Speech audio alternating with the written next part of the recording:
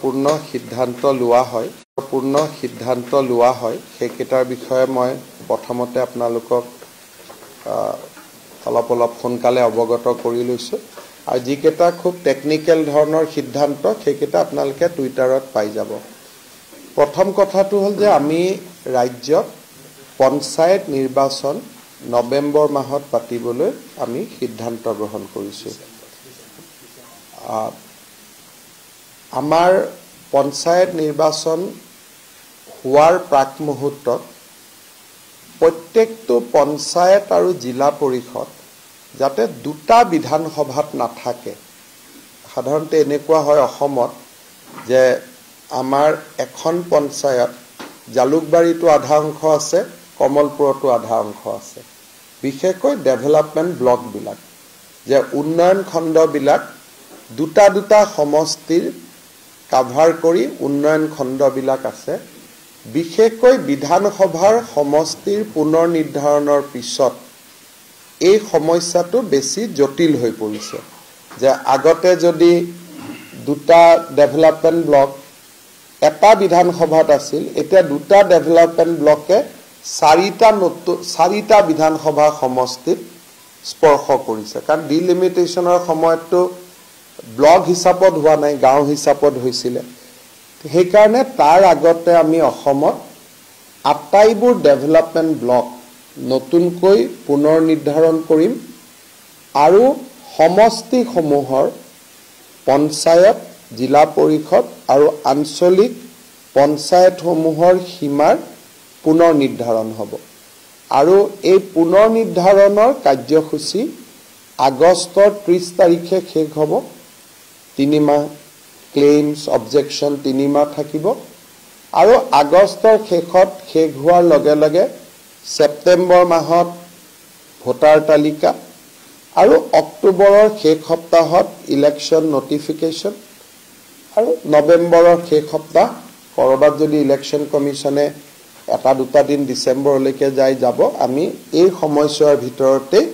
ৰাজ্যত পঞ্চায়ত নিৰ্বাচন অনুষ্ঠিত কৰাৰ বাবে আমি সিদ্ধান্ত গ্ৰহণ কৰিছো। দ্বিতীয়তে লোকসভা নিৰ্বাচনত আমি অৰুণোদয় আঁচনি সেচুৰেশ্যন পৰ্যায়ত লৈ যোৱাৰ এটা প্ৰতিশ্ৰুতি অসমৰ ৰাইজক দিছিলোঁ যে আমি যিমান পাৰোঁ অৰুণোদয় আঁচনি আমি ৰাইজৰ মাজলৈ তাক সৰ্বাধিক পৰ্যায়ত লৈ যাম যাতে নোপোৱা মানুহৰ সংখ্যা কমি যায়। তেনেকুৱা কৰিব হ'লে কিমান মানুহক এই আঁচনিৰ অধীনত আনিব লাগিব, কিমান টকা ব্যয় কৰিব লাগিব, এই গোটেই দিশটো চিন্তা কৰি আমাক এমাহৰ ভিতৰত এখন প্ৰতিবেদন দিবলৈ বিত্তমন্ত্ৰী অজন্তা নেওগ, আমাৰ মন্ত্ৰী ৰণোজ পেগু, মন্ত্ৰী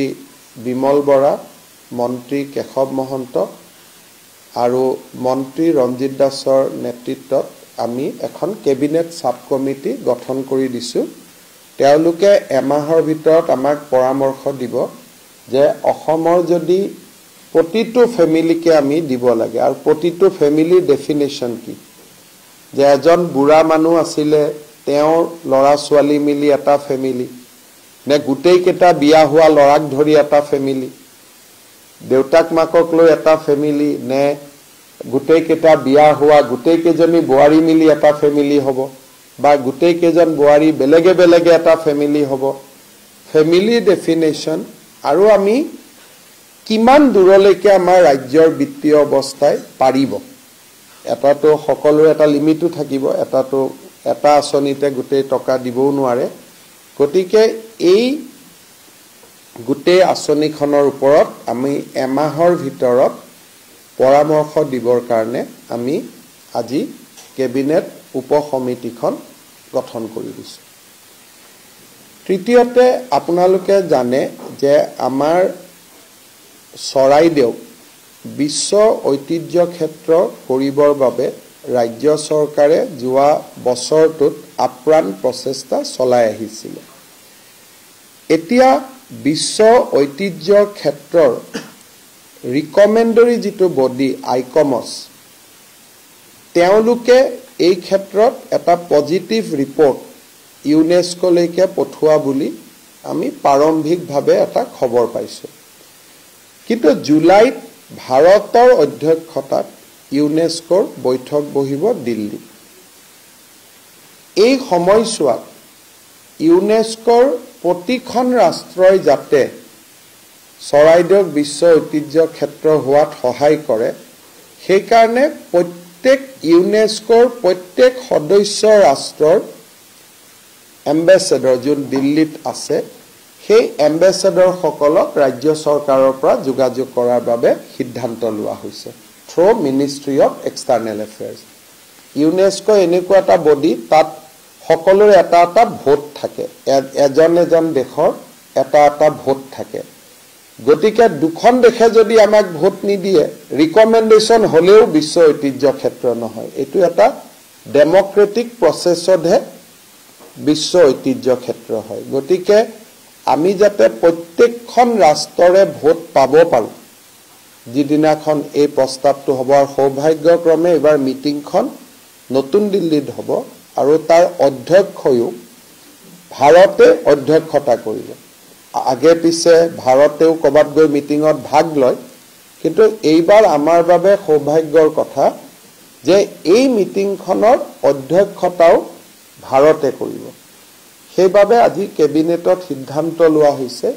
যে ইউনেস্কোৰ সদস্য ৰাষ্ট্ৰসমূহৰ দূতাবাসসমূহৰ লগত ৰাজ্য চৰকাৰে যোগাযোগ কৰি যাতে এবাৰতে, নহ'লে কেতিয়াবা প্ৰথম মিটিংখনত নহয়, ছেকেণ্ড মিটিংখনলৈকে ডেফাৰ কৰে, ক্লাৰিফিকেশ্যন বিচাৰে, বা থাৰ্ড মিটিংখনলৈকে যায়। এটা 2-3 বছৰৰ এটা প্ৰচেছ হয়। কিন্তু আমাৰ কথাটো হ'ল যে 2-3 বছৰলৈকে নগৈ যাতে প্ৰথম বছৰতে আমাৰ কামটো হ'ব পাৰে, তাৰ কাৰণে আমি এটা বিশেষ প্ৰচেষ্টা চলাবলৈ সিদ্ধান্ত গ্ৰহণ কৰিছোঁ। আমাৰ চৰকাৰে ইলেকশ্যনৰ সময়ত আমি নিযুত মইনা বুলি আঁচনি এখনৰ কথা উল্লেখ কৰিছিলোঁ। এই আঁচনিখনৰ অধীনত এইবাৰ যিসকলে হায়াৰ ছেকেণ্ডেৰী পৰীক্ষাত পাছ কৰি আৰু মেট্ৰিক পৰীক্ষাত পাছ কৰি কলেজত নামভৰ্তি কৰিলে,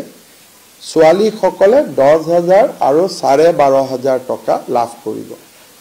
এই আঁচনিখনৰ কাঠামোটো আজি কেবিনেটে মঞ্জুৰি দিয়ে, যিহেতু আমাৰ এডমিশ্যনবিলাক হৈ গ'ল। আমি বিচাৰিছোঁ যে অন্তত অহা 2 মাহৰ ভিতৰত যদি তেওঁলোকে পইচাটো পাই যায়, তেতিয়া ছোৱালীখিনিয়ে নিজৰ পঢ়াটো অব্যাহত ৰাখিব পাৰিব। কিন্তু আৰু এটা আমাৰ মাজত পৰামৰ্শ আহিলে যে নহয়, একেলগে 10,000 টকা দিব নালাগে, মাহত 1,000 কৈ দিব লাগে। লাগিলে টকাটো 12,000 হওক, কিন্তু মাহত 1,000 কৈ দিলে ছোৱালীখিনিয়ে টকাটো শিক্ষাৰ কামত লগাব, কিন্তু একেলগে 10,000 পালে মোবাইলো কিনি ল'ব পাৰে। গতিকে এই বিষয়টো আমাৰ ৰণোজ পেগু আৰু চন্দ্ৰমোহন পাটোৱাৰীক লৈ আমি কেবিনেট কমিটি এখন কৰি দিছোঁ। অহা 7 দিনৰ ভিতৰত তেওঁলোকে শিক্ষাবিদসকলৰ লগত কথা পাতি আমাক এটা পৰামৰ্শ দিব যে মাহত 1,000 কৰি দি থাকিম নে একেলগে আমি 10,000 দিম। এই সিদ্ধান্তটো আমি বেছি সময় দিয়া নাই, 7 দিন দিছোঁ, কাৰণ 15 আগষ্টৰ দিনাখন এই আঁচনিখনৰ টকা 1,000 টকা কৰিয়ে হওক বা একেলগে 10,000 টকা কৰিয়ে হওক, যিটোৱে হওক, এই আঁচনিখন আমি অহা 15 আগষ্টৰ দিনাখন শুভাৰম্ভ কৰিব খুজিছোঁ। ছেপ্টেম্বৰ মাহত আজি কেবিনেটে আৰু এটা অনুমোদন দিয়ে যে আমাৰ মাইক্ৰ' ফাইনেন্সৰ লোন 25,000 টকা পৰ্যন্ত আমি NOC দিছিলোঁ। এইবাৰ আমাৰ প্ৰস্তাৱ আছিল যে 50,000 টকা লোৱা লোনসকলৰ টকাটো আমি বেংকক ঘূৰাই দি আমি NOC দিব লাগে। এই আঁচনিখনো আমি আগষ্ট মাহতে ৰূপায়ণ কৰাৰ বাবে সিদ্ধান্ত লৈছোঁ, যাতে আমি যিখিনি প্ৰতিশ্ৰুতি দিছিলোঁ সেই কামখিনি যাতে হ'ব পাৰে। আজি আমাৰ কেবিনেটত আৰু এটা বিশেষ সিদ্ধান্ত হ'ল যে প্ৰচাৰ ভাৰতীৰ লগত অসম চৰকাৰে এখন মেমৰেণ্ডাম অফ আণ্ডাৰষ্টেণ্ডিং কৰিছে যাৰ জৰিয়তে 10 কোটি টকা ৰাজ্য চৰকাৰে খৰচ কৰিব আৰু প্ৰচাৰ ভাৰতীয়ে 10 কোটি টকা খৰচ কৰিব আৰু তেওঁলোকে অতিৰিক্ত যি টকাৰ প্ৰয়োজন হয় হেতু প্ৰচাৰ ভাৰতীয়ে দিব 52টা এপিসোডত লাচিত বৰফুকনৰ এখন তথ্যচিত্ৰ তেওঁলোকে প্ৰস্তুত কৰিব আৰু 52টা এপিসোড দূৰদৰ্শনত তেওঁলোকে প্ৰচাৰ কৰিব in all national and regional channels তাৰো আজি আমাৰ এমঅইউ খনত আমি এপ্ৰুভেল দিছো ইয়াৰ পিছত আমি আমাৰ যিসকল নিবনুৱা লৰা ছোৱালীয়ে মুখ্যমন্ত্ৰীৰ আত্মনিৰ্ভৰ অসম আঁচনিৰ অধীনত 2 লাখ টকাৰ লোনৰ বাবে আবেদন কৰিছিলে সেপ্টেম্বৰ মাহৰ ভিতৰত 30,000 জন যুৱকক খানাপাৰাত একেলগে মাতি আনি আমি প্ৰথম কিস্তিৰ 1 লাখ টকা দিবৰ বাবে আমি সিদ্ধান্ত লৈছো যাতে আঁচনিখন বহল প্ৰচাৰ হ'ব পাৰে অৰ্থাৎ খানাপাৰাত একেলগে প্ৰথম 30,000 যে সিলেক্টেড ক্যান্ডিডেট আছে প্ৰথম 30,000 সিলেক্টেড ক্যান্ডিডেটক আমি একেলগে মাতি আনি আমি তেওঁলোকৰ প্ৰথম কিস্তিৰ ধন মুকলাই দিবলৈ আমি সিদ্ধান্ত লৈছো ফাইনালি 15 লাখ পৰিয়ালক 15 লাখ ব্যক্তিক আমি নতুনকৈ ৰেশন কাৰ্ডৰ সুবিধা দিবৰ বাবেও আজি কেবিনেটে সিদ্ধান্ত লৈছে মূলতঃ কেবিনেট ডিসিশন এইখিনিয়ে কেবিনেট ডিসিশন আছিল যিখিনি আমি মূলতঃ কেবিনেট ডিসিশন লৈছিল পলিটিক্যালি আজি আমি আৰু এটা সিদ্ধান্ত লৈছো যে অসমৰ 93টা সমষ্টি 93খন সভা জুলাই মাহত আমি অনুষ্ঠিত কৰি লোকসভাৰ নিৰ্বাচনত আমাৰ চৰকাৰক মোদী চৰকাৰ আৰু ৰাজ্য চৰকাৰক সমৰ্থন কৰাৰ বাবে আমি 93টা স্থানত 93খন সভাৰ জৰিয়তে আমি সেই সমষ্টিৰ ৰাইজক ধন্যবাদ দিয়াৰ বাবে আমি 93খন সভা অনুষ্ঠিত কৰাৰ বাবে আমি সিদ্ধান্ত লৈছো আৰু যিকেটা সমষ্টিত আমি ভাল ফল দেখুৱাব পৰা নাই তেওঁলোকৰ তাতো একোখন সভা অনুষ্ঠিত কৰি ভৱিষ্যতত যে যত আমাৰ ডেফিচিয়েন্সি থাকি গৈছে যে আমি 23টা সিটত আমি কিয় পৰা নাই বা 94ত আমি পাৰিছো 26টা প্লাস আমাৰ 6টা এই 32টা সিটতো বা 32খন আসনতো আমি একোখন সভা কৰি তাৰ ৰাইজৰ অভাৱ অভিযোগৰ আমি বুজ লবৰ কাৰণেও আমি সিদ্ধান্ত লৈছো অৰ্থাৎ 126টা সমষ্টিতে যাম 93টা সমষ্টিত ধন্যবাদ দিবৰ কাৰণে যাম বাকি সমষ্টি কেইটাত যে কোট কি আমাৰ ডেফিসিট থাকি গল তাৰ বিষয়ে জানিবৰ কাৰণে আমাৰ সংকল্প সভা হ'ব ইয়াত হ'ব ধন্যবাদ সভা আৰু বাকি কেইখনত হ'ব সংকল্প সভা আমি আজি কেবিনেটে প্ৰধানমন্ত্ৰী নৰেন্দ্ৰ মোদী ডাঙৰীয়াই শপত গ্ৰহণ কৰিব তৃতীয়বাৰৰ বাবে পণ্ডিত জৱাহৰলাল নেহৰুৰ পিছত দেশত একেৰাহে তৃতীয়বাৰ প্ৰধানমন্ত্ৰীৰ দায়িত্ব গ্ৰহণ কৰাৰ বিৰল সন্মানৰ অধিকাৰী প্ৰধানমন্ত্ৰী নৰেন্দ্ৰ মোদী ডাঙৰীয়া হ'ব গৈ আছে আজি কেবিনেটে প্ৰধানমন্ত্ৰী মোদী ডাঙৰীয়াকো অভিনন্দন জনাই এটা প্ৰস্তাৱ পাস কৰে যেটো পিছত আমি যেতিয়া তেখেতক সাক্ষাৎ পাম তেতিয়া তাত আমি অফিচিয়ালি আমি দিয়াৰ ব্যৱস্থা কৰিম বান পৰিস্থিতিৰ বিষয়েও কেবিনেটত আলোচনা হয় আজি এটা কেবিনেটত আলোচনা হৈছে যে অসমত 200 কিমান কিলোমিটাৰ 264 কিলোমিটাৰ নদীৰ ওপৰত বানপানী নাই মথাউৰি নাই সেই কাৰণে সেই মথাউৰি নোহোৱা জায়গাখিনি দি পানীটো সোমাই গৈ বহুত অঞ্চল প্লাবিত কৰে ওয়াটাৰ ৰিসোৰ্স ডিপাৰ্টমেন্টক আজি এটা দায়িত্ব দিয়া হৈছে যে যদি আমি 264 কিলোমিটাৰ নতুন মথাউৰি আমি নিৰ্মাণ কৰিব পাৰো তেতিয়া অসমত মথাউৰি নোহোৱা অঞ্চল নাথাকিব কৰবাত কৰিবই নোৱাৰি বেলেগ কথা কিন্তু 264 কিলোমিটাৰ মথাউৰি যদি আমি বনাব পাৰো তেতিয়ালে যিবিলাক জাগাই জাগাই খালি এৰিয়া আছে ব্ৰহ্মপুত্ৰ আৰু উপনদী সমূহত সেইটো সম্পূৰ্ণ হৈ যায় গতিকে ইয়াৰ বাবে কিমান পুঁজি লাগিব তাৰ বিষয়ে এটা অধ্যয়ন কৰি অহা কেবিনেটত ওয়াটাৰ ৰিসোৰ্স ডিপাৰ্টমেন্টক এটা প্ৰেজেন্টেশন দিব কোৱা হৈছে যাতে বান পৰিস্থিতিৰ সময়তে আমি সেই 264 কিলোমিটাৰ মথাউৰি একেলগে বনাবৰ কাৰণে আমি এটা সিদ্ধান্ত ল'ব পাৰো ৰিজাল্ট এইটোৱে হ'ব যে তেতিয়া 10 কিলোমিটাৰ মথাউৰি আছে 1 কিলোমিটাৰ মথাউৰি নাই গতিকে 1 কিলোমিটাৰটো দিয়ে পানী সোমাই যায় সেইকাৰণে এই 264 কিলোমিটাৰ ফ্ৰেশ মথাউৰি পুৰণা মথাউৰি ভাঙিছে ৰিপেয়াৰ কৰিছো নতুন বনাইছো নহয় 264 কিলোমিটাৰ নিউ এম্বেকমেন্ট আমি বনাব পাৰো নেকি তাৰ বিষয়েও এটা কিমান টকা লাগিব কিমান আমাৰ সম্পদ আছে তাৰ বিষয়েও আমি এটা ৰিপৰ্ট দিবৰ কাৰণে আজি ওয়াটাৰ ৰিসোৰ্স ডিপাৰ্টমেন্টক নিৰ্দেশ দিয়া হৈছে আৰু বান পৰিস্থিতি যতে যেনেকে উদ্ভৱ হয় গাৰ্জেন মন্ত্ৰীখিনি যাতে ততাতয়াকৈ সেই জিলাখনত উপস্থিত হৈ ৰাইজক সহায় কৰিব পাৰে তাৰ বাবে আমি নিৰ্দেশ দিছো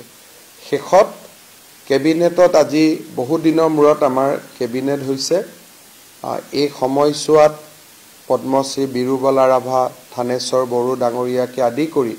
কেবাগৰাকীও গুণী জ্ঞানী ব্যক্তি আমাৰ মাজৰ পৰা আঁতৰি গৈছে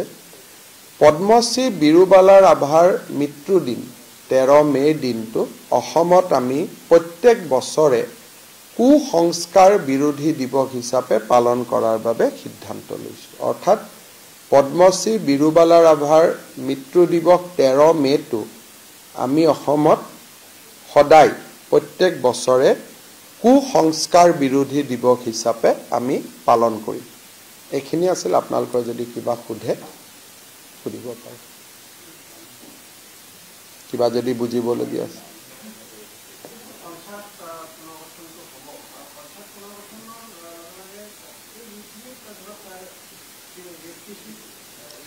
জেডপিসি এপি পঞ্চায়ত গুটেখিনি হ'ব গাঁও পঞ্চায়ত হ'ব মেম্বাৰ হ'ব ওয়াৰ্ড প্ৰথম হল ওয়াৰ্ডৰ পিছত জিপিৰ পিছত এপিৰ পিছত জিলা পৰিষদ এই গুটেই চেইনটো ডিলিমিটেশন হয়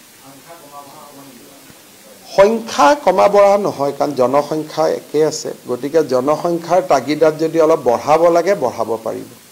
কিন্তু কমোৱাৰ কথাটো অহা নাই কাৰণ জনসংখ্যাটো কমি যোৱা নাই কিন্তু বিডিও অফিস আমাৰ যেটো বিডিও অফিস আগত আমাৰ জিলাসমূহত আছিলে সমষ্টি পুনৰ্গঠনৰ কাৰণে এতিয়া আগতে এভাৰেজ এটা সমষ্টিত দুটা বিডিও অফিস আছিল এতিয়া বিডিও অফিস কৰবাত এটা হ'ব কৰবাত দুটা হ'ব কৰবাত তিনটাও হ'বগৈ আগতে কৰবাত নাছিলো কিন্তু আমাৰ এইবাৰ বিডিও অফিসখিনিও যাতে প্ৰত্যেক পঞ্চায়ততে এটা কোড হ'ব যেনেকৈ আজি আমাৰ কামৰূপত গুৱাহাটী টাউন অকল সোণাপুৰখিনি গাঁও আছে গতিকে সেইখিনিৰ কাৰণে এটা হ'ব তো নগাঁও এটা সদৰ সমষ্টি ম্যাক্সিমাম জায়গা নগাঁও টাউনত আছে কিন্তু অলপ গাঁও ৰখি গৈছে তেওঁলোকৰ কাৰণে এটা বিডিও অফিস হ'ব কিন্তু নগাঁওৰ লগত বৰহমপুৰটো যোগ নহয় যি হ'ব নগাঁওতে হ'ব সৰু হওক ডাঙৰ হওক অফিসটো নগাঁওতে থাকিব আৰু নগাঁওৰ মানুহৰ কাৰণে হ'ব বৰহমপুৰটো বৰহমপুৰৰ কাৰণে হ'ব আধা বৰহমপুৰ আধা নগাঁও নহয় এই গুটেইখিনি আমি আগষ্ট 30 তাৰিখৰ ভিতৰত কৰি পেলাম জিলা পৰিষদ আঞ্চলিক পঞ্চায়ত গাঁও পঞ্চায়ত আৰু সমান্তৰালভাৱে ব্লক অফিস এইখিনি আমাৰ 30 আগষ্টৰ ভিতৰত হৈ যাব আমি ইলেকশন শেষ কৰিয়ে লগে লগে কামত নামি গৈছো মানে we are not taking rest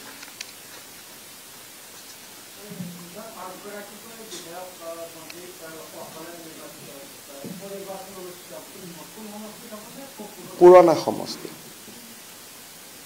assembly কাৰ্যকাল 2026 লৈকে আছে গতিকে যি কেটা বিধানসভাত এমপি জিকিছে তেওঁলোকৰ মই যিমান দূৰ আইন জানো আপোনালোকে নিৰ্বাচনী আয়োগক ভাল কৰি খুদিব লাগিব কিন্তু যেনেকা বিহালী ৰঞ্জিত দত্ত জিকিলে বিহালীটো নতুন সমষ্টি মতে শিডিউল কাষ্ট হৈছে কিন্তু পুৰণা মতে নন শিডিউল কাষ্ট গতিকে পুৰণা মতেহে ইলেকশ্যন হ'ব এইটো লাষ্ট ইলেকশ্যন যেনেকে পৰিমল শুক্লবৈদ্য জিকিছে ঢলাই তেওঁৰ এৰিয়াটো নতুন কিন্তু পুৰণা এৰিয়াটোতহে ইলেকশ্যন হ'ব নতুন এৰিয়াটোত ইলেকশ্যন নহয়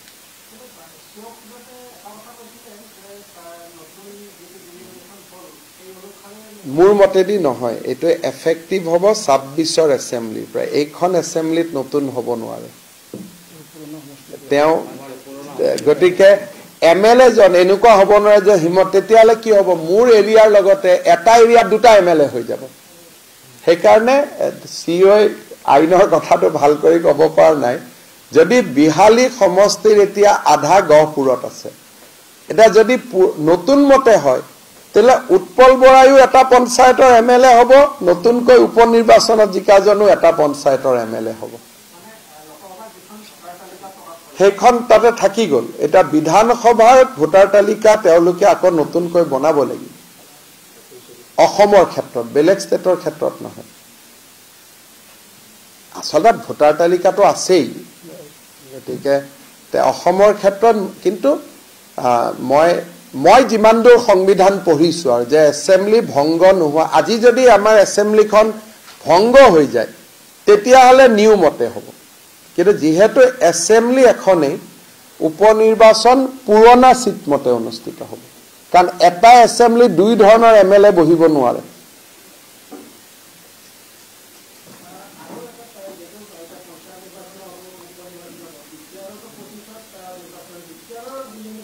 বিটিআৰৰ নিৰ্বাচন 25 ডিসেম্বৰত বহুত দিন আছে ডিলিমিটেশন হ'ব যদিহে সংবিধানত যেটো বিটিআৰ চুক্তি হ'ল সেই চুক্তি অনুসৰি তাৰ সিট বাঢ়িব লাগে যদি সিট বাঢ়ে তেতিয়া ডিলিমিটেশন হ'ব সিট যদি একে থাকে তেতিয়া ডিলিমিটেশনৰ প্ৰয়োজনীয়তা বোধহয় নাথাকিব কিন্তু এইটো ক্ষেত্ৰত বিটিআৰ কাউন্সিলে যদি ৰাজ্য চৰকাৰক অনুৰোধ কৰে যে আপোনালোকে ডিলিমিটেশন কৰি দিয়ক কাৰণ এছেম্বলিৰ সীমাও বদলিলে লোকসভাৰ সীমাও বদলিলে তেতিয়া আমি কৰি দিব পাৰিম কিন্তু আজি আমি বিটিআৰৰ কথা আলোচনা কিয় কৰা নাই এতিয়া আমি 24 চনত আছো বিটিআৰৰ ইলেকশ্যন 25ত নামতহে আছে কিন্তু আচলতে 26ৰ জানুৱাৰী ডিসেম্বৰত যোৱাবাৰ হৈছিল জানুৱাৰীত চাৰ্জ লৈছিলে গতিকে জানুৱাৰী টু জানুৱাৰী 5 ইয়াৰ্স সেইকাৰণে বহুত দিন আছে BTR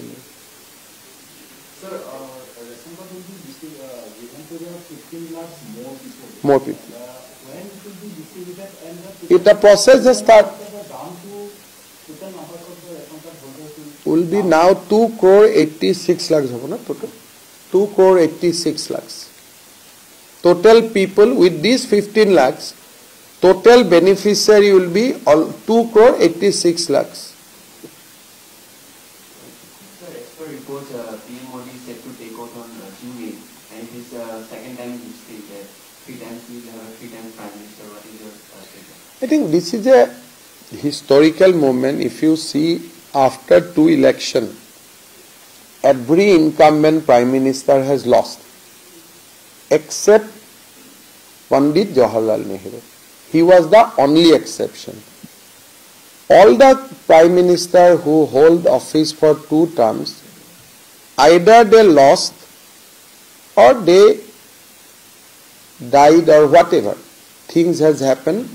Nobody could become 3-time prime minister so far. It is a unique historical opportunity. In my view,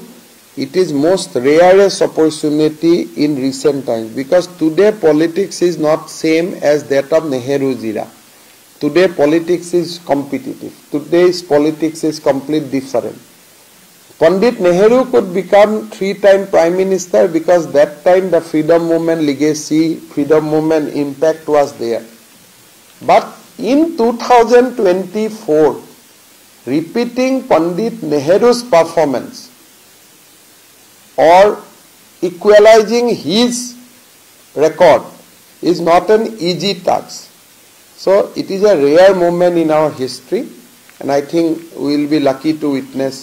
such a rarest moment. এবার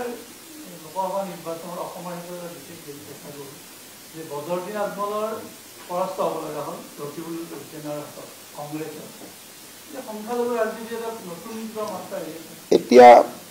চক মই সদায় কওঁ যে বদৰুদ্দিন আজমল এটা ৰূপক আমাৰ কাৰণে বদৰুদ্দিন আজমল আৰু ৰকিবুল হুছেইন এজনেই ব্যক্তি আমাৰ কাৰণে দুজন ব্যক্তি নহয় কাৰণ যিটো ৰাজনীতি বদৰুদ্দিন আজমলে কৰে একেটা ৰাজনীতি আন নেতাসকলে একেটা ৰাজনীতিয়ে কৰে এইবাৰ ইলেকশ্যনত 10 লাখ ভোটত ধুবুৰীত কংগ্ৰেছ দলৰ বিজয়ে এটা অহনি সংকট কঢ়িয়াই আনিছে যে মানুহ কিমান সাম্প্ৰদায়িক হ'ব পাৰে আপোনালোকে যদি যিকোনো হিন্দু পুলিং বুথত যায় যোৰহাট তাৰ প্ৰমাণ যে হিন্দু মানুহে বিজেপিকো দিছে হিন্দু মানুহে কংগ্ৰেছকো দিছে তাৰ মানে যিটো আমাক কৈ থকা হয় যে সাম্প্ৰদায়িকতাবাদী বিজেপিয়ে কৰে এইবাৰ ইলেকশ্যনত তাৰ ৰিভাৰ্স ৰূপটো আপোনালোকে দেখা পালে যে মুছলিম সিট এটা তাতে এটাও বিজেপিয়ে ভোট পোৱা নাই ইউডিএফৰ মুছলিম ভোটখিনি ক'ত গৈছে কংগ্ৰেছলৈকে গৈছে তাৰ মানে কংগ্ৰেছ 100% এতিয়া মুছলিমৰ ৰাইজৰ সমৰ্থন প্ৰাপ্ত কংগ্ৰেছ এটাই দল আগতে আমি সাম্প্ৰদায়িক দল বুলি আজমলক কৈছিলো এতিয়া সাম্প্ৰদায়িক শক্তিখিনিৰ ভোট গোটেই কংগ্ৰেছলৈকে গুচি গ'ল এতিয়া সাম্প্ৰদায়িক দল অসমত দুটা নাই এতিয়া সাম্প্ৰদায়িক দল অসমত এটাই থাকি গ'ল যে কংগ্ৰেছলৈকে গোটেই মুছলিম মানুহৰ ভোটটো শিফট হৈ গ'ল আৰু ধুবুৰী বৰপেটা নগাঁও এইবিলাক জাগাত মুছলিম পুলিং বুথত in 80% 85% পুলিং বুথত ইন্ডিপেন্ডেন্ট এজনেও ভোট পোৱা নাই ইউডিএফেও বহুত জাগাত ভোট পোৱা নাই তাৰ মানে ইলেকশ্যনটো কিমান পলাৰাইজ আৰু ধ্ৰুৱীকৰণ হৈছে কিমান কমিউনেল হৈছে কিন্তু আমাৰ হিন্দু মানুহে সকলোকে ভোট দিছে যাক যেনেকে পায় আজি গুৱাহাটীত মীৰা বৰঠাকুৰে 4 লাখ ভোট পাইছে কিন্তু তাৰে 1.5-2 লাখ ভোট অকল এটা সমষ্টিৰ পৰা আহিছে অকল সমৰীয়া সমষ্টিতেই 2 লাখ ভোট পাইছে নতুনকৈ যেটো সমৰীয়া গঠিত হৈছে এটা সমষ্টিতে ইমান ভোট পাইছে কোনো বিজেপিও পোৱা নাই কোনেও পোৱা নাই এটা সমষ্টিত এটা বিশেষ বৰ্গই মই নামে কৈ দিছো যে মুছলিম মানুহখিনিয়ে মাত্ৰ এটা পাৰ্টিতে ভোট দিছে কিন্তু তাতো অৰুণোদয় পাইছে তাতো প্ৰধানমন্ত্ৰীৰ ঘৰ হৈছে তাতো ৰাস্তা হৈছে তাৰ মানে ডেভেলপমেন্টটো ইলেকশ্যনত কনসিডাৰেচন নাছিল ইলেকশ্যনত কনসিডাৰেচনটো আছিল যে ধৰ্ম আৰু এনেকুৱা ঘটনা অসমত আগত হোৱা নাই এইবাৰ এটা বহুত মানে আমাৰ ইয়াৰে কিছুমান বুদ্ধিজীৱী হিচাপ মিৰাই গুৱাহাটীত 4 লাখ ভোট পাই গ'ল কিন্তু কোনেও ভিতৰত যোৱা নাই যে 4 লাখ ভোটৰ 2 লাখ ভোটে সমৰীয়াৰ পৰা আহিছে বাকি 10,000 15,000 ভোট মোৰে গাড়ীগাঁও সমষ্টি গাড়ীগাঁৱৰ পৰা আহিছে আপুনি যদি চাই আমি আপোনালোকে যদি মীৰা বৰঠাকুৰৰে ভোটটো যদি হিচাপ কৰে জাস্ট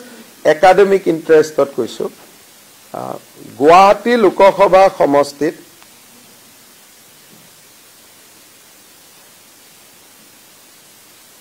গুৱাহাটী লোকসভা সমষ্টিত 4,20,907টা মুছলিম মানুহৰ ভোট আছে তাৰে যদি 80%ও ভোট দিছে তানে মীৰা বৰঠাকুৰে পুৱা ভোটৰ 3 লাখে এটা সম্প্ৰদায় with 40% Muslim population in Assam, অহা দিনবিলাকত অসমৰ পৰিৱেশ কেনেকুৱা হ'ব পাৰে আমাৰ ইয়াৰ বুদ্ধিজীৱীবিলাকে ভাবি আছে অজিত ভূঞাৰ ভোটটো পাইছে মীৰা কি নাম হয় মীৰা বৰঠাকুৰ ভাবিছে হীৰেন গোহাঁই কোৱাৰ কাৰণে অসমীয়া মানুহে ভোট দিছে কিন্তু মোৰে জালুকবাৰীত মই দেখিছো যিমান কেইটা ভোট পাইছে গোটেই কেইটা এটা বিশেষ কমিউনিটি আৰু হিন্দু মানুহ যিহেতু কমিউনেল নহয় আমাৰ পোলিং বুথবিলাকত 10-15 পাইছে কিন্তু সেই মুছলমান পোলিং বুথত অৰুণোদয়ও কাম কৰা নাই প্ৰধানমন্ত্ৰী আৱাস যোজনাও কাম কৰা নাই ৰেচনেও কাম কৰা নাই ৰাস্তায়ো কাম কৰা নাই এক জায়গাত ভোট দি দিছে অথচ হিন্দু মানুহে যদি এক জায়গাত দিলেতে লগে লগে কৈ দিলেতে এইটো সাম্প্ৰদায়িক সেই কাৰণে ৰকিবুল হুছেইনৰ জিকাৰ মাৰ্জিন হৈছে 10 লাখ বুলে নহয় মানুহজন বহুত পপুলাৰ সদায় তাতে কাম কৰি থাকে নিজৰ সমষ্টিত ইমান পোৱা নাই সামুগুৰিত নোপোৱা ভোটো ধুবুৰীত পাইছে তাৰমানে তেওঁ পোৱা কাৰণে মই ভাল পাইছো এটোলৈ কোনো অসুবিধা নাই কিন্তু ধ্ৰুৱীকৰণ কোনে কৰিছে কথাই কথাই যে বিজেপি সাম্প্ৰদায়িক বুলি লিখি দিয়ে আমাৰ মানুহখনে এনালাইসিস নকৰাকৈ সাম্প্ৰদায়িকতাটো ক'ত আছে এইখিনি যদি আলোচনা কৰিব পাৰো অসমৰ ভৱিষ্যত ভাল মই ডিলিমিটেশন কৰি এবাৰ কিবা কিবি কৈ ৰখাইছো কিন্তু আদাৰৱাইজ অসমক ৰখুৱাৰ কোনো সংজ্ঞা নাই অসমৰ ভৱিষ্যত যদি এই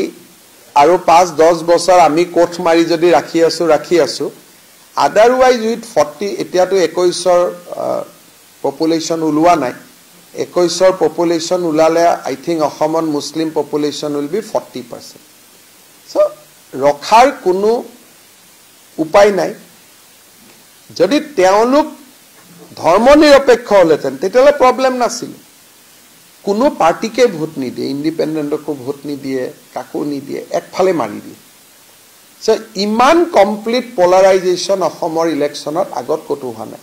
কিন্তু আমাৰ হিন্দু মানুহখিনিতো সাম্প্ৰদায়িক নহয় জোৰহাটে তাক প্ৰমাণ কৰে জোৰহাটত কংগ্ৰেছৰ বিজয়ে কি প্ৰমাণ কৰে যে হিন্দু মানুহখিনি সাম্প্ৰদায়িক নহয় Hindu can vote Congress Hindu can vote BJP depending on the situation কিন্তু মুসলিম মানুহৰ যিজন মানুহৰ ঘৰত প্ৰধানমন্ত্ৰী আৱাস যোজনা বনিছে হিতাধিকাৰী ৰাতিপুৱা তাৰ পৰাই ওলাই গৈছে তাতো ভোট দিয়া নাই তাৰমানে কমিউনিয়েল কোন এই প্ৰশ্নটো বিচাৰ কৰাৰ সময় এটাও আহি পৰিছে অকল বিজেপি আছে নাছে বিজেপি গুচাই দিছো আনিছো পাশবিক যাৰ যাৰ মূৰত থাকে যে এটা বিজেপি হাৰিলে মই পাশবিক আনন্দ পাওঁ হেতু বেলেগ কথা কিন্তু অসমৰ ভৱিষ্যতটো এইটো ইলেকশনে আৰু এবাৰ উদঙাই দিলে যে গুৱাহাটীৰ মানুহে কাক ভোট দিয়ে কোনো ভ্যালু নকৰে ডিব্ৰুগড়ৰ মানুহে ভোট দিয়ে কাক ভ্যালু নকৰে মোৰ এটাই সমষ্টি এটা সমষ্টিতে মই 2 লাখ জাপি দিম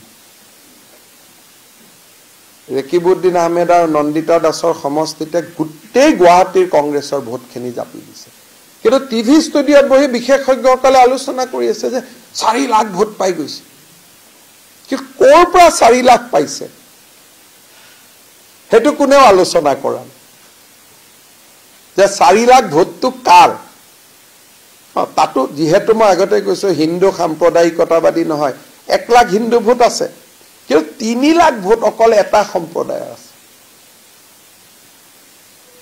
গতিকে আমাৰ যি মানুহে ভাবি আছে এইটো হোৱা নাই বোলে অজিত ভূঞা হীৰেন গোহাঁই কথা শুনি দিছপুৰৰ মানুহে দি দিছে পূব গুৱাহাটীৰ মানুহে দিছে পশ্চিম গুৱাহাটীৰ মানুহে দিছে এইটো হোৱা নাই তাত হৈছে মাইনৰ কিন্তু মেজৰ ভোটটো আহিছে এটা কমিউনিটিৰ পৰা There is a controversy on Twitter that the vote share of BJP and Congress is similar. No. BJP contested 11 seats. Congress contested 14 seats.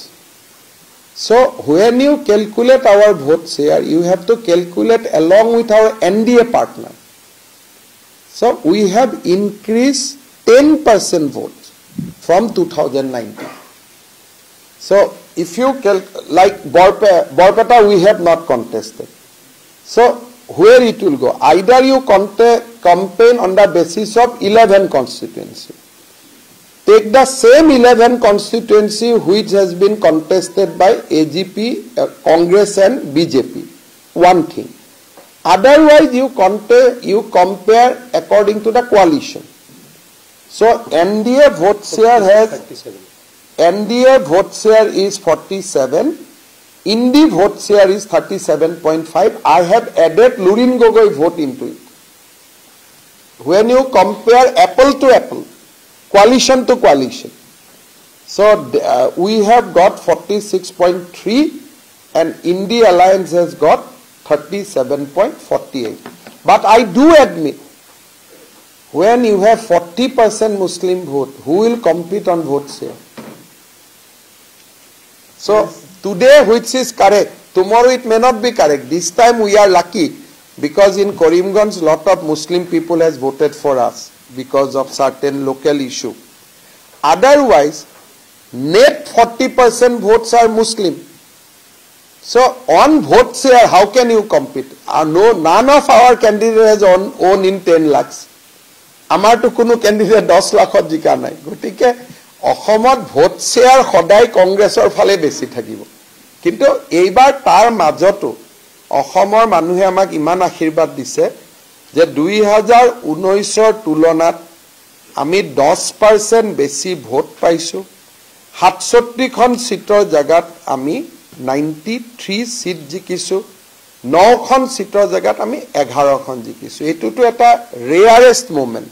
আৰু যদি গুটে নেশনাল ট্ৰেন্ডটো চাই vote percent badha BJP NDA অকল অসমতে আছে after Orissa. As the leader convener, what do you think are the reasons that Congress has been first of all, NEDA is not working the way we used to work after I become chief minister because I have not been asked by my party to campaign in any other northeastern state except Arunachal. So you first to redefine the thing. Party has asked me to campaign in the eastern India state. But party has not asked me to campaign in any of the northeastern state except Arunachal. That is why I was not aware about northeastern politics and I could not contribute to best of my ability in Manipur, Nagaland, Meghalaya. But when I talk to our party Karyakarta in those states, they say that this was almost a religious war. And when a religious people take part in politics in those states, then politician cannot compete. So you cannot compete with the religion. You can compete with Congress, you can compete with BJP, you can compete with AGP. But how can you compete with Shankaracharya? How can you compete with Srimanta Shankardev Sangha? How can you compete with Ekakharan Bhagavati Samaj? So when spiritual leader decided that no, you have to vote in this manner, then politician role become minimized. So that is why I think in northeastern state, certain area we have suffered, but as a whole, if you look that Arunachal, we formed government for 3 times, Sikkim, our friendly party has come back to power, Tripura, we own all the 2 seats. So I think this thing is a phenomena related to this election. After that, they cannot be all the time you cannot be in politics. So I think this time they have some grievances. They express their grievances through voting. I think it will be wiped out because you cannot comprehend the situation that Agatha Sanma will lose by more than 1 lakh vote. But anyway, I was not asked to go to any of the northeastern state because our people think that Assam has a boundary dispute with all the northeastern state. So Assam CM should not be seen in the other northeastern state frequently.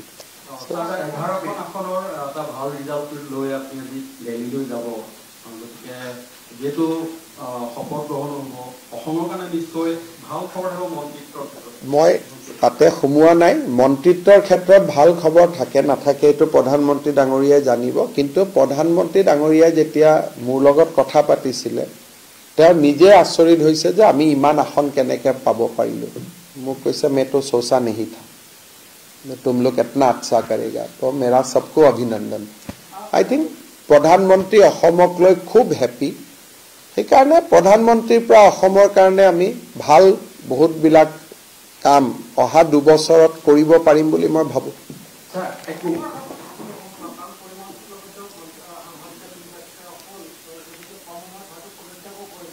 তেওঁ আজি কেবিনেটখন last আছিল তেওঁ আজি বিদায় দিয়ে গৈছে আমাৰ পৰা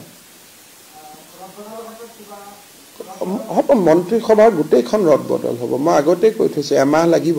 এমাহৰ পিছত গোটেইখন এটা নতুন লুক এটা হ'ব 26ৰ ইলেকশ্যনৰ টিমটো তৈয়াৰ কৰিব লাগিব গতিকে মিনিষ্ট্ৰীখন সম্পূৰ্ণভাৱে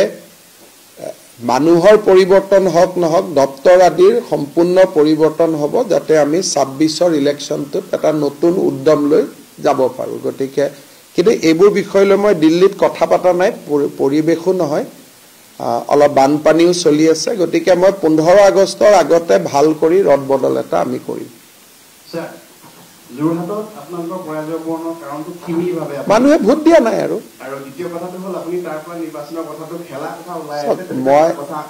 মই কলো যে যোৰহাটৰ মানুহে কিবা কাৰণে আমাক বেয়া পাইছে আমাক ভোট দিয়া নাই তো খুদিব যাব লাগিব কিয় বেয়া পাইছে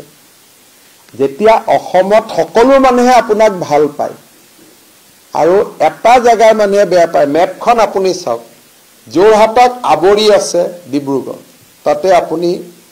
2021তকৈও বেছি ভোট পাইছে মই দুটা সমষ্টিৰ কথা কওঁ লুৰিণজ্যোতি গগৈয়ে যোৱাবাৰ দুটা সমষ্টিত ইলেকশ্যন উঠিছিল দুলিয়াজান আৰু নাহৰকটীয়া লুৰিণজ্যোতি গগৈ আৰু কংগ্ৰেছৰ ভোট যদি 21ত যোগ কৰি দিয়ে তাহলে আমি দুলিয়াজানতো হাৰিছো নাহৰকটীয়াতো হাৰিছো এটা বহুত মানুহে কয় যে অমুক সম্প্ৰদায়ৰ মানুহে আমাক ভোট দিয়া নাই কিন্তু দুলিয়াজান আৰু নাহৰকটীয়াত সেইটো সম্প্ৰদায়ৰে মানুহ আছে আৰু এইবাৰ আমি কংগ্ৰেছ আৰু জাতীয় পৰিষদে যোগ হোৱাৰ পিছতো দুইটা সমষ্টিতে আমি লিড পাইছো তাৰ পিছত যোৰহাট সমষ্টিক কোনে আবৰি আছে লখিমপুৰে যোৰহাট সমষ্টিক অলপ কোনে চুই গৈছে তেজপুৰে যোৰহাট সমষ্টি কোনে চুই গৈছে কাজিৰঙাই চাৰিওফালে আপুনি জিকিছে আৰু শুদ্ধ অসমীয়া মানুহৰ সমষ্টি বিলাকত জিকিছে তাৰ মাজত যদি আপুনি যোৰহাট জিকা নাই তাৰ স্থানীয় কাৰণ থাকিব আৰু তাৰ মাজত আকৌ বিৰোধী দলপতিৰ সমষ্টিটো আমি almost জিকিছো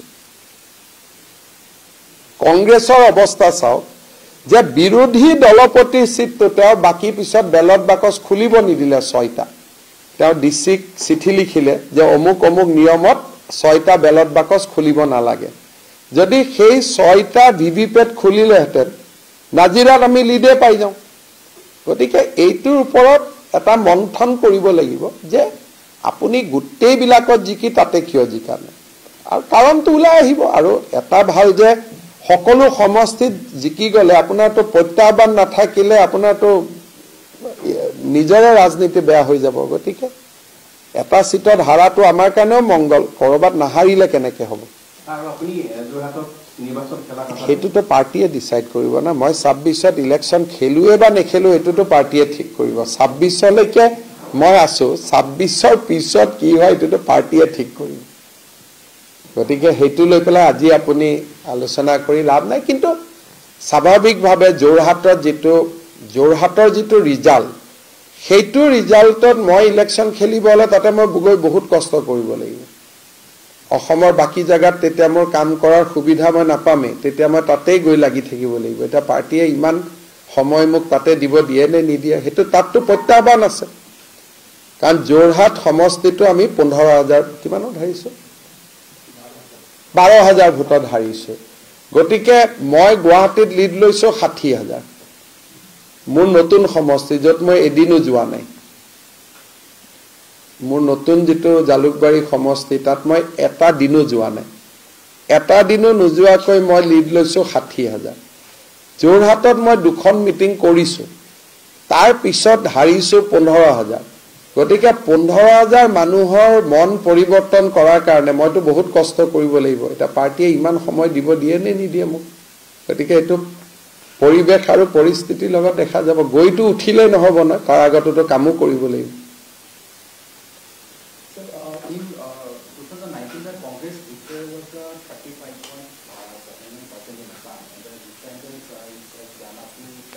Congress become completely a Muslim party, you count UDF vote.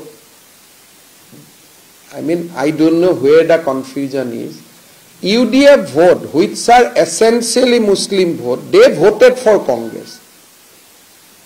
So Congress vote share has increased. So Congress vote share has not increased at the cost of BJP, because BJP's vote share has also increased. Only thing that UDF voters has shifted towards Congress. And it is their internal dynamics. How can I comment on that? There is also a question that is raised on the Indian lines elected member from the Muslim dominated seats in the other states also. Look, I can, as of now, I don't want to speak something without data, without document. But in Assam, Muslim has adopted Congress. That is clear from the result. Earlier they adopted both UDF and Congress. Now they have adopted Congress. So that is the outcome of this election. Now how much significant will be, whether they will be remain like that or 2026 they will again go back to UDF, that I do not know. But in this election, Hindu has voted for BJP, Hindu has voted for Congress. But Muslim has only voted for Congress. Of course, in Karimganj, because of certain local region, some issue with the Congress candidate, we got good number of Muslim vote. And of course, I must say also that while majority of Congress vote has gone towards UDF vote has gone to Congress, we also first time got few votes in Muslim area. Like Paka Bedbari, we got 20,000 votes. In Dolgaon, although very minor in compared to 2,18,000, but still we got 18,000. In Lahori Ghat, we got 20,000. In Samuguri, we got 20,000. So, in absence of UDF, कोई लोग कांग्रेस को नहीं देके हम लोग को दिया थोड़ा थोड़ा, but very minor, but yes. And of course, Assamese Muslim population like Sipazar, Jalukbari, they have voted for us. In Sipazar, we got 1,18,000 votes. So mostly, those votes has come from Assamese Muslim community. So Assamese Muslim community in Middle Assam and Lower Assam, they continue to vote for BJP to an extent जो पहले भी मिलते थे, इससे इस बार थोड़ा हम लोग को ज़्यादा मिला. Like Sipaja, Jalukbari, Nolbari, we got vote from Assamese Muslim community to an extent. So, प्रथम कथा इतिया नतुन आरो पुरनी कोई लाभ नाइ, नतुन बिला खुटी पाती बही गल. हेतु आरो कोई लाभ नाइ. जेतिया जयंत मल्ल बरुवाई 60,000 भोट बीजेपी लीड दी दिले, इटा मानुजने खुटी पुटी नलले जानो. परमा राजबंशी যদি 1,11,000 ভোট বিজেপিক দি দিলে তানে পरमा রাজবংশে খুটি পুটি ললে. এতিয়া আপুনি তেওঁক নতুন পুৰণি কলে পাৰ্টিটোহে লষ্ট হ'ব. আজি জয়ন্ত মল্ল বৰুৱাই লিড দিছে 60,000 না অলমোস্ট 60,000. চন্দ্ৰমোহন পাটোৱাৰী লিড কিমান দিলে 34,000. পरमा ৰাজবংশীও লিড দিলে প্ৰায় সিমান. পিজুছে লিড কিমান দিলে 77,000. এতিয়া এইবিলাক মানুহক যদি আপুনি নতুন বিজেপি বুলি কয় লছটো কাৰ হ'ব? যিখিনি মানুহে আমাৰ গাখীৰ দি আছে সেইখিনি মানুহক যদি নতুন বিজেপি বুলি কয় গালি গালাজ কৰে, ইনডাইৰেক্টলি আমি কংগ্ৰেছকহে সহায় কৰা হ'ল. গতিকে মই ভাবো যিখিনি মানুহে পুৰণা বিজেপি বুলি কৈ থাকে, ৰঞ্জিত দাসে কেতিয়াও এইটো শব্দ নকয়, এইটো শব্দটো ভৱেশ কলিতাই নকয়, এইটো শব্দটো ৰঞ্জিত দত্তই নকয়. গতিকে যিখিনি মানুহে এইটো শব্দ কৈ থাকে তাৰ ভিতৰত কিছু সংখ্যক মানুহৰ প্ৰত্যেকটো ইলেকশ্যনতে তেওঁলোকে এইটো কৰে. আৰু তেওঁলোকে আমাক ভোট দিছে নাই দিয়া এইটো সন্দেহ আছে. কাৰণ নতুন পুৰণি আপুনি সবত কৰক, মোদীৰ ইলেকশ্যনততো নতুন পুৰণি হ'ব নোৱাৰে. যদি মোদীৰ ইলেকশ্যনত কোনোবাই নতুন পুৰণিৰ কথা কয়, তাৰমানে তেওঁ মানুহজন মোৰ শত্ৰু নহয়, একদম গুৰিজনৰে শত্ৰু. তাৰ পিছত আৰু কি থাকিব পাৰে সেইকাৰণে মই ভাবো যে 10 বছৰ বিজেপি কৰাৰ পিছত কাকো নতুন পুৰণি কৰাৰ এতিয়া কথা নাই আৰু কলেও কোনবা এৰি যাব নেকি বিজেপি এতিয়া পীযুষ হাজৰিকাক নতুন বুলি কলে পীযুষ হাজৰিকা বিজেপি এৰি যাব নেকি মোক নতুন বুলি কলে মোক বিজেপিৰ পৰা কোনবা যাব দিব নেকি এতিয়া যে এইজন মুখ্যমন্ত্ৰীয়ে 94টা সিট দিলে আৰু 94টা সিট দিয়াৰ পিছত পুৰণি নতুন যে নাখাতে এইটোৱেটো প্ৰমাণ কৰিলে না একাংশ মানুহে ভাবে যে যোৰহাট হাৰিল মানে গোটেই অসম হাৰি গল সেইটোতো সঁচা নহয় না 94টা সিটত বিজেপি জিকিছে অসম বিজেপিৰ কাৰণে ইমান স্বৰ্ণিম দিন কেতিয়াও অহাই নাই ইমান সোণালী দিন যে 94 সিটত জিকিছে ভাৰতত যেতিয়া উত্তৰ প্ৰদেশৰ দৰে ষ্টেটত বিজেপি জিকা নাই 11টা সিটত আপুনি জিকাইছে সৰ্বানন্দ সোণোৱালত কৈও তাৰ আগত ৰাজেন গোহাঁই সভাপতি থকাত কৈও তাৰ আগত ৰঞ্জিত দত্ত সভাপতি থকাত কৈও হাইয়েষ্ট ইভাৰ সিট জিকিছে গতিকে পুৰণি নতুনৰ সংঘাতৰ মাজতো অসম বিজেপিৰ এই ইলেকশ্যনে আটাইতকৈ সোণালী খন নহয়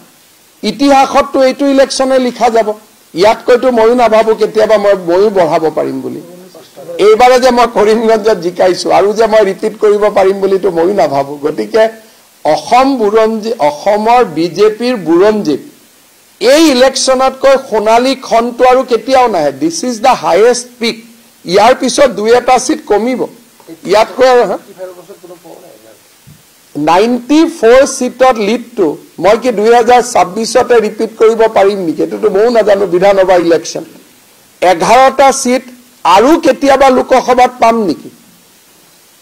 পাও যদি ভাগ্যৰ কথা গতিকে মাউণ্ট এভাৰেষ্টত এইবাৰেতো আমি উঠিলো মানুহ সেকেন্ড টাইমো মাউণ্ট এভাৰেষ্টত উঠে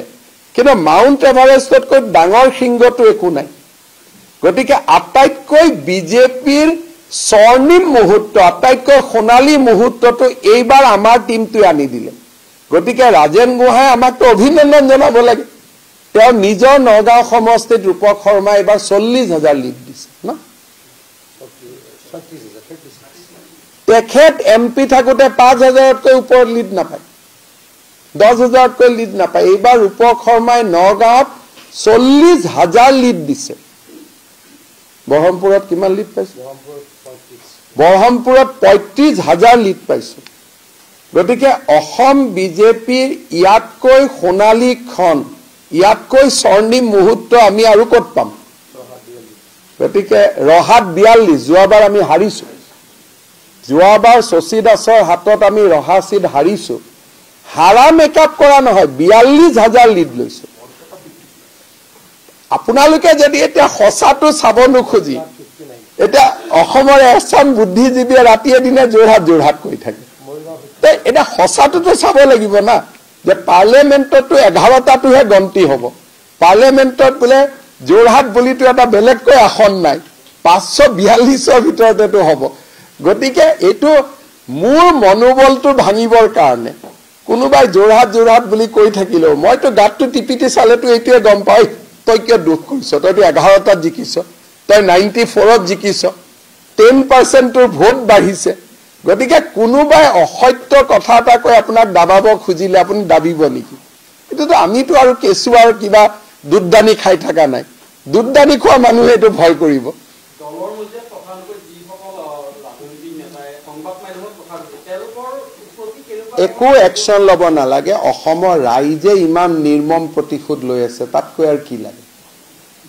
আজি নলবাৰীৰ এজন নেতাই দলক সমালোচনা কৰিলে সেই সমষ্টিটোত ৰাইজে আপোনাক 60,000 ভোট লিড দিলে গতিকে ৰাইজে যেতিয়া কথা কয় পলিটিচিয়ান বিলাক মনে মনে থাকিব লাগে নগাঁৱত মই কলো 40,000 আমাক লিড দি দিলে 94 সিটত আমাক জিকাই দিলে যেতিয়া ৰাইজে আমাৰ হৈ বেটিং কৰি আছে আমি কিয় ফিল্ডত নামিব লাগে সেইকাৰণে মই জয়ন্ত মল্লবৰুৱাক কওঁ টিভিত ক'ব নালাগে কাৰণ ৰাইজে আমাৰ হৈ কৈ আছে কেতিয়া মানে যেতিয়া অসমৰ ৰাইজে আমাৰ হৈ কথা কয় অসমৰ ৰাইজে আমাক আশীৰ্বাদ দিছে অসমৰ ৰাইজে আমাৰ হৈ বেটিং কৰিছে তাত সাংবাদিকৰ ওচৰত আমি যুক্তি দৰ্শাই আমি পইণ্ট গন্তি কৰি কি লাভ আছে ৰাইজটো আমাৰ লগত আছে নহয় ৰাজেন গোহাঁই যেতিয়া সভাপতি আছিল অসমত বিজেপিত 5টা এমএলএ আছিল আজি 94ত জিকিছো গতিকে এতিয়া মই ৰাজেন গোহাঁইৰ পৰা কি চাৰ্টিফিকেট লম আপোনালোকে কওক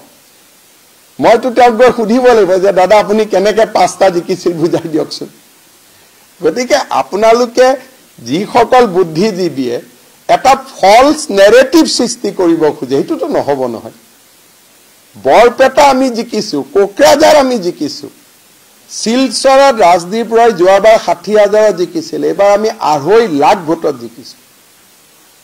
গতিকে আপোনালোকে যদি সব কয় যে সৰ্বানন্দ সোণোৱাল জিকাটো মিছা কামাখ্যা তাছা জিকাটো মিছা ৰঞ্জিত দত্ত জিকাটো মিছা প্ৰধান বৰুৱা জিকাটো মিছা খালি গৌৰৱ গগৈ জিকাটো সঁচা তাৰমানে আপোনালোকে নীলা তেজক ভাল পায় ডাঙৰ মানুহৰ ল'ৰা ছোৱালীৰ কথা আপোনালোকে আলোচনা কৰি ভাল পায় ভূপেন হাজৰিকাৰ গান এটা চাব অতীতৰ বুৰঞ্জী লিখকে কৈছিল ৰজা মহাৰাজাৰ কথা আজিৰ বুৰঞ্জী লিখকে কয় মানুহৰ কথা গতিকে আপোনালোক অতীতত আছে ৰজা মহাৰাজা জিকাটো আপোনালোকে নিউজ কৰি ভাল পায় সৰু মানুহৰ জিকাটো আপোনালোকে নিউজ কৰি বেয়া পায় এটো আপোনালোকৰ সমস্যা নহয় কতো দিয়া নাই দেই মোৰ মিটিং মই আজি দিছো এটো আপোনালোকে উলিয়াইছে মই জোৰহাট আৰু ডিব্ৰুগড়ত সেম মিটিং কৰিছো না এইবোৰ আপোনালোকে ওলোৱা কথা মইতো কালি টুইটাৰত দি দিছো মই কোন সমষ্টিত কিমান মিটিং কৰি জোৰহাটত আটাইতকৈ কম মিটিং কৰিছো আপোনালোকে এটো কোৰ পৰা গম পালে যে আটাইতকৈ বেছি গুৰুত্ব দিছিল দুজন মন্ত্ৰী জোৰহাটত আছিল দুজন মন্ত্ৰী কোকৰাঝাৰতো আছে আমাৰ 17 জন মন্ত্ৰী দুজন কৰি আমি ভগাই লৈছিলো মোৰ মিটিং আটাইতকৈ মই দুৰাতি থাকি কেম্পেইন কৰিছো কোকৰাঝাৰত মানসত গৈ ৰাতি আছো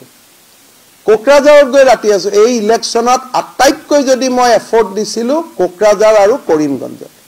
কৰিমগঞ্জত মই 4 নিশা আছো আপোনালোকে এটো লিখি বেয়া পাই মই কি কৰিম কক আপোনালোকে এটা উলিয়াই দিলে যে আটাইতকৈ গুৰুত্ব জোৰহাটত দিলো মই কেনেকে দিলো তেওঁতো বিজেপিত নাই বুলি ধৰিলক কাৰণ বিজেপিত থকা মানুহে মোদীক ধন্যবাদ নিদি কাৰোবাক বেলেগক ধন্যবাদ দিয়ে নেকি গতিকে আমি দলে কোন মিটিঙত মাতিব নামাতিব বেলেগ কথা মই কোনো বিজেপিৰ মিটিঙত বা মই যদি মাতাৰ অধিকাৰ থাকে মইতো তেওঁক মিটিঙত নামাতো গতিকে মই ধৰি লৈছো তেওঁ বিজেপিত নাই কাৰণ তেওঁৱে এতিয়া ইলেকশনত এইটোৱে প্ৰমাণ হয় যে জোৰহাটৰ কেণ্ডিডেটক তেওঁ গোপনকৈ সহায় কৰিব পাৰে কাৰণ তেওঁতো আগত গোলাঘাটৰ এমপিও আছিল আৰু নিজেও কৈছে সম্পৰ্ক ভাল বুলি গতিকে এইটো আপুনি গন কেছ বুলি ধৰি থৈ দিয়ক তেওঁ বিজেপিত নাই So Congress is all set together leader of opposition post in Lok Sabha. Very good. Let us have Prime Minister. Let them take leader of opposition. So all are campaigning for the Rahul and eventually. What I will say, let them take the post of leader of opposition and let BJP take the post of Prime Minister. In our democracy, and today I have completed almost 55 years. Nobody discuss who is leader of opposition. I am in politics from 1991. I have not heard one journalist asking question about leader of opposition. So you people are all syndrome of Raja Maharaja. You like to talk about Raja Maharaja. So you do not want to celebrate Kamakhya Tasa's victory. আপোনালোকৰ অসুবিধাটো কি আছে যে কামাখ্যা তাছাৰ ভিক্টৰীটো আপোনালোকৰ কাৰণে victory নহয় কাৰণ তেওঁ চাহ বাগিচাৰ লৰা আজি বিজুলী কলিতাৰ ভিক্টৰীটো আপোনালোকৰ কাৰণে ভিক্টৰী নহয় কাৰণ তেওঁ সৰু বিজেপিৰ কাৰ্যকৰ্তা জয়ন্ত বসুমতাৰী ভিক্টৰীটো আপোনালোকৰ কাৰণে ভিক্টৰী নহয় কাৰণ সৰু বড়ো ট্ৰাইবেল কি আৰু জিকিছে ৰঞ্জিত দত্তৰ বিজয়টো আপোনালোকৰ কাৰণে বিজয়ী নহয় যে ইমান বিজেপিৰ ৰাজ্যিক সভাপতি এক্স প্ৰেসিডেন্ট এজন আটাইতকৈ পুৰণি কাৰ্যকৰ্তা এজন জিকিলে এই নিউজবোৰ আপোনালোকৰ কাৰণে নিউজ নহয় ৰজা মহাৰাজাৰ লৰাটো আপোনালোকৰ কাৰণে নিউজ পৰিমল শুক্লবৈদ্যৰ বিজয়টো আপোনালোকৰ কাৰণে নিউজ নহয় ৰজা মহাৰাজাৰ জিকাটো পেপাৰত হেডলাইন আনকি 10 লাখ ভোটত ৰকিবুল হুছেইন জিকাটো আপোনালোকৰ কাৰণে নিউজ নহয় এইটোতো মইতো দেখি আছো যে জাতিটোৰ ভৱিষ্যতটো আপোনালোকৰ থদিও পোৱা যায়তো ৰজা মহাৰাজা জিকিলে আমি সকলোৱে নাচিব আৰম্ভ কৰো এতিয়া সেইকাৰণে ভূপেন হাজৰিকাৰ কেতিয়াবা গানবিলাক খুব ভাল কৰি পঢ়িব লাগে প্ৰভাৱ পেলাব আকৌ 94 সিটত জিকিছো আৰু 5টা সিটত জিকিলে 100 হৈ যাব আজিতো গোটেই প্লেনিংটো কি 93 জিকিলো যেনে তেনে আৰু 7টা জিতত জিকি 100 কৰি দিব লাগে সেইকাৰণে আজিৰ পৰাই যত্ন আৰম্ভ নকৰিলো জানো ঠিকে 93 জিকাৰ পিছত আৰু 7টাহে বাকি থাকিল টাৰ্গেটলৈকে অলপ 7টা খুন্দিয়াই চাওঁ আৰু কি আছে কিমান ৰজা মহাৰাজাৰ বিষয়ে জানিবৰ কাৰণে ইচ্ছা কৰক আপুনি কৈছে স্বৰ্ণীয় সময় বুলি এই সময়টো বিজেপি আৰু এভাৰেষ্টত আপোনাৰ আৰোহণ কৰিছে তেনেহলে আহিব লগা দিনবোৰ আপোনালোকৰ কাৰণে বেছি চ্যালেঞ্জিং হ'ব নেকি চ্যালেঞ্জিং নহয় আৰু এভাৰেষ্ট গুঠিলোৱে আৰু কি চ্যালেঞ্জিং আৰু তো ভগৱানে ইয়াতকৈ ডাঙৰ সিংহ বনোৱাই নাই সিংহ বনাব জানো মাউণ্ট এভাৰেষ্টতকৈ ওপৰত এভাৰেষ্টত উঠা মানুহজনে যদি তেনজিং নৰ্গে আজি কল্পনা কৰে যে মই আৰু এটা ডাঙৰ সিংহত উঠিব লাগিব তেওঁতো ভগৱানৰ লগত কথা পাতিব লাগিব যে মোক আৰু এটা বনাই দে মাউণ্ট এভাৰেষ্ট এটা গতিকে আপোনালোকৰ মই এইকেইদিন মেণ্টেলিটি চাই আছো যিজন মানুহে 94টা সিট পাইছে 11টা এমপি সিট পাইছে তেওঁ গ্ৰিল কৰি আছে আৰু যোনে মাত্ৰ 3টা সিট পাইছে তেওঁক একো প্ৰশ্ন সোধা নাই এইটো অদ্ভুত অসমৰ সাংবাদিকতা নহয় জানো এটা ষ্টাডি কৰিবলগীয়া কেছ হয় নহয় কওকচোন যে 3টা পোৱা পাৰ্টিটো কাঠগড়াত নাই 11টা পোৱা পাৰ্টিটো কাঠগড়াত আছে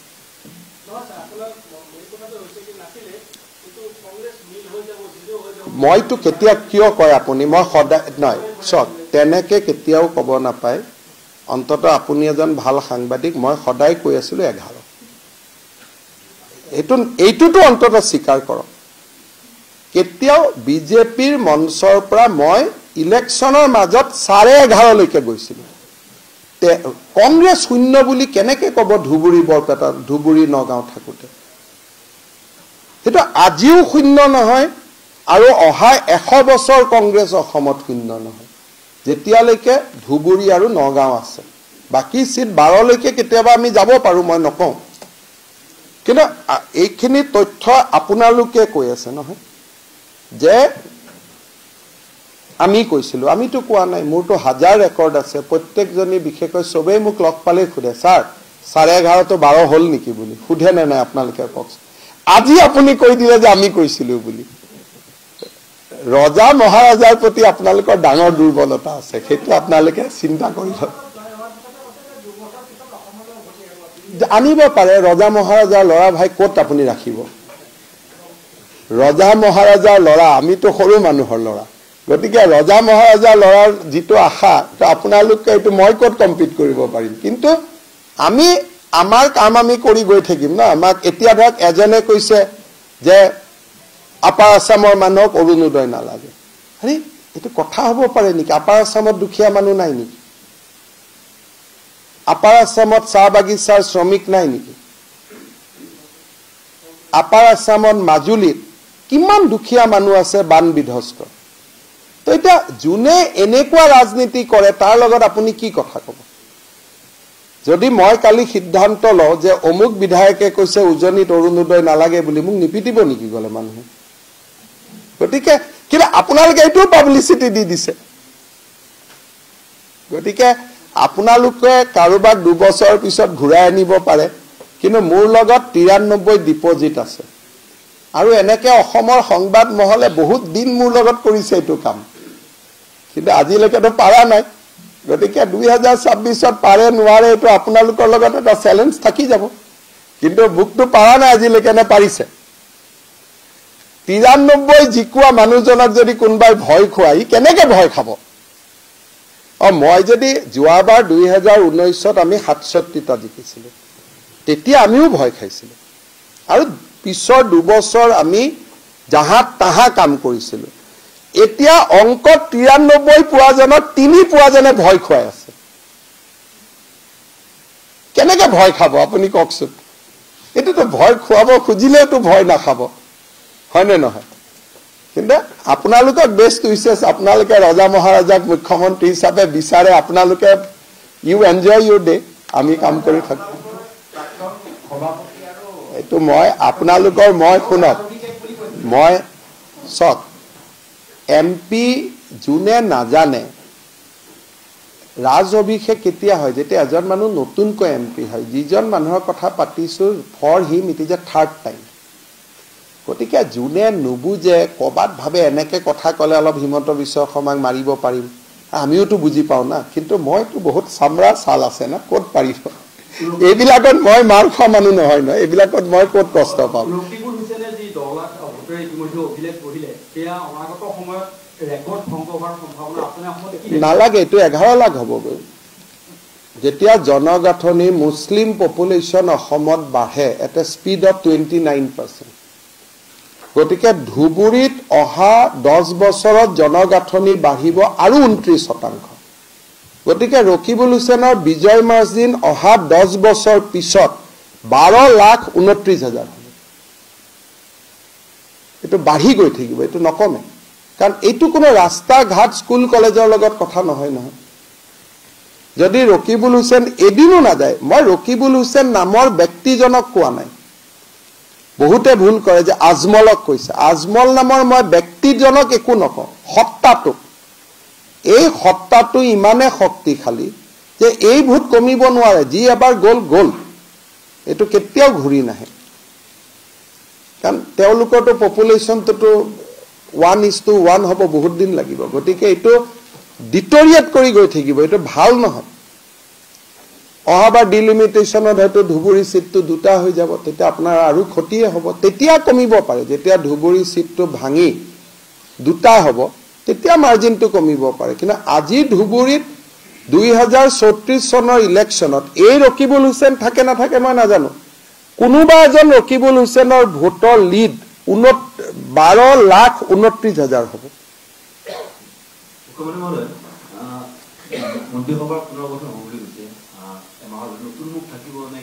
নতুন মুখটো থাকিবই লাগিব। 3টা পোষ্ট খালী আছে, আগত 2টা খালী আছিল, এতিয়া পৰিমল শুক্লবৈদ্যই ৰিজাইন দিলে। গতিকে 3জন নতুন মুখটো সোমাবই লাগিব। দেখা দেখিকৈ 3টা পোষ্ট ভেকেণ্ট নাই জানো? গতিকে বৰাক উপত্যকাৰ পৰা নতুন মুখটো আহিবই লাগিব। বৰাকত এজনো নাই। গতিকে মই ইমানলৈকে চোৱা নাই, কিন্তু আপুনি মোক প্ৰশ্ন কৰিছে নতুন মুখ থাকিব নেকি? 3খন নতুন মুখ অভিয়াছলি থাকিবই। 3খনটো ৰাখিব লাগিবই না। হ'ব, বহুত গ'লো আৰু কি আছে। আপোনালোকে 26লৈকে ৰজা মহাৰাজাৰ অভিষেকৰ কাৰণে ৰেডি হৈ লওক। হ'ব।